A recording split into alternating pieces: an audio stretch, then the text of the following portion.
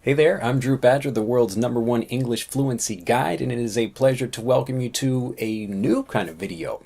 I've been experimenting, as I usually do, with different kinds of lessons, and one in particular was one I started doing recently with my free newsletter subscribers. So all of the people that I teach, these are my personal students, and I teach them for free, just giving lots of tips via email. And if you'd like to join them, you can click on the button. Maybe I'll just put a little button up here, or just a little link, something like that. And if you're on a mobile device, you can click on the link in the upper right of your screen, and you'll be able to, it's kind of like a little eye inside of a circle if you move your mouse over it or click on that. Anyway, what I'd like to talk about is something I've been doing with my newsletter subscribers lately, and this is actually talking about some lessons that I get from real life, just from things every day with my wife. So my wife is Japanese, and she's learning English. Actually, her English is really good and much better than my Japanese, actually. But she and I continue to teach each other things, and we're both trying to help each other as best we can. But it's a really great thing when we can help each other in real situations.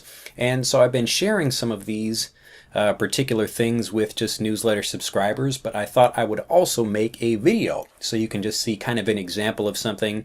And I may not have a particular schedule for these, but if you enjoy them, so click on this video to like it and subscribe to get more.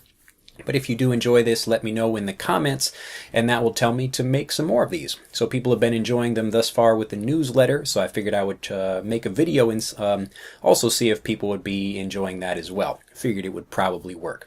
Anyway, basically here's the situation. So I was talking with my wife about, where is her mother-in-law. So her mother-in-law is here, and she had gone to go to the Gap, actually. We have just a regular Gap store, clothing store, if you're not familiar. So there's one here in Nagasaki, and I was saying, oh, where did your mother go?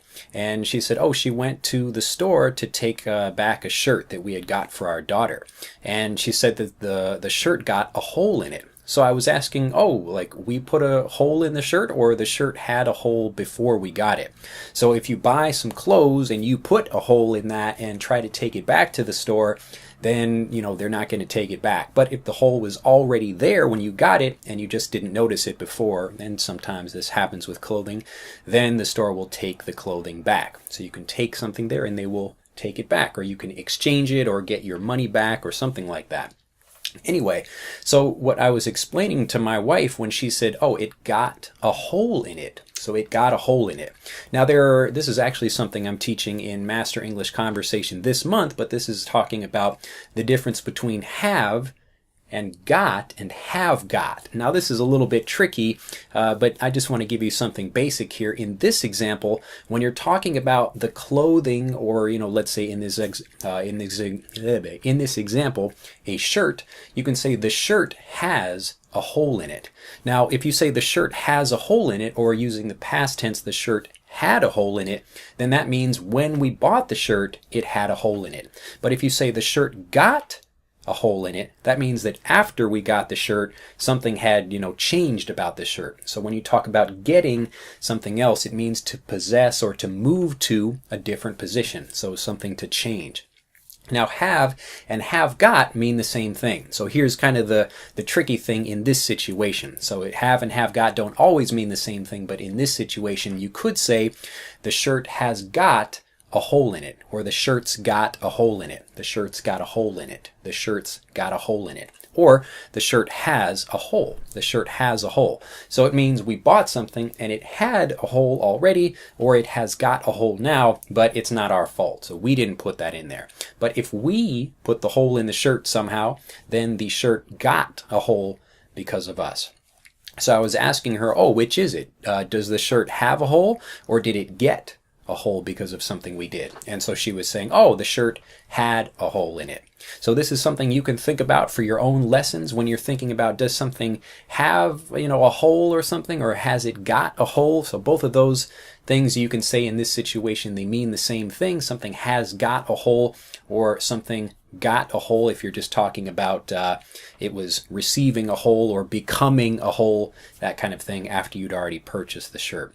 So think about the differences here. You know, it's interesting when you can think about just specific examples, and hopefully you remember this one because of the specific example. But if you enjoyed this lesson, I look forward to making more of these. Let me know in the comments down below.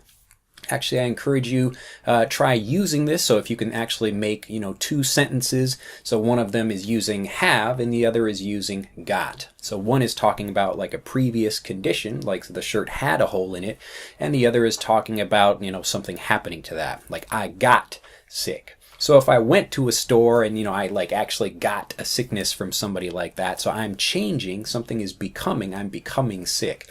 So I got something like that. But if I had a sickness already, I'm not getting it from the store, I had it before I went there. So again, that's one of the interesting differences about this. And when you're learning through stories in this way and through actual real life situations, it's going to help you remember much more clearly, and hopefully help you use things in conversations without thinking about them so much. If you enjoyed this lesson, do like it, and feel free to share and subscribe if you're not already a subscriber to English Anyone here on YouTube.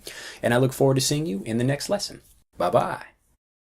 To continue learning, click on the link in this video to download Speak English Naturally, our free guide to speaking and sounding like a native English speaker. The guide reveals the 3 most important kinds of conversational English you must learn if you want to sound native, and will help you experience instant improvement in your fluency and speaking confidence. To download your free guide on a mobile device, click on the link in the upper right of this video. To download your free guide from a computer, click on the link in the lower right of this video. I look forward to seeing you in the guide.